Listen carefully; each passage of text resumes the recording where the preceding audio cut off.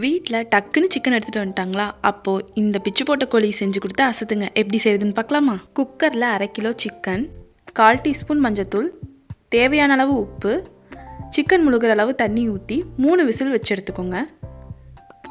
Chicken வெந்ததுக்கப்புறம் இந்த மாதிரி பிச்சு போட்டுக்கோங்க. பேனில் எண்ணெய் ஊற்றி சோம்பு, கடுகு, கருவேப்பிலை, 4 வரமிளகா விதை எடுத்துகிட்டு போட்டுக்கோங்க. சின்ன வெங்காயம், நான் ஃப்ளேவருக்காக ஒரு 20 சின்ன வெங்காயம் போட்டிருக்கேன். வெங்காயம் வணங்கினதுக்கப்புறம் 1 டீஸ்பூன் இஞ்சி பூண்டு பேஸ்ட் போட்டு அதையும் சேர்த்து பச்சை வாசம் போகிற அளவுக்கு வணக்கிக்கலாம். பச்சை வாசம் போனதுக்கப்புறம் 1 தக்காளி ஆட் பண்ணி மல்லித்தூள், கரம் மசாலா, சீரகத்தூள்,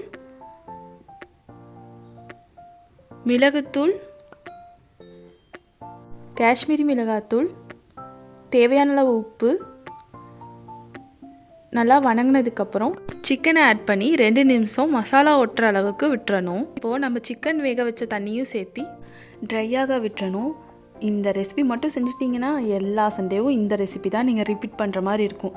காரசாரமாக ரொம்ப டேஸ்டியாக இருக்குங்க. கண்டிப்பாக வீட்டில் ட்ரை பண்ணி பாருங்கள். மறக்காமல் சப்ஸ்கிரைப் பண்ண மறந்துடாதீங்க. பாய்.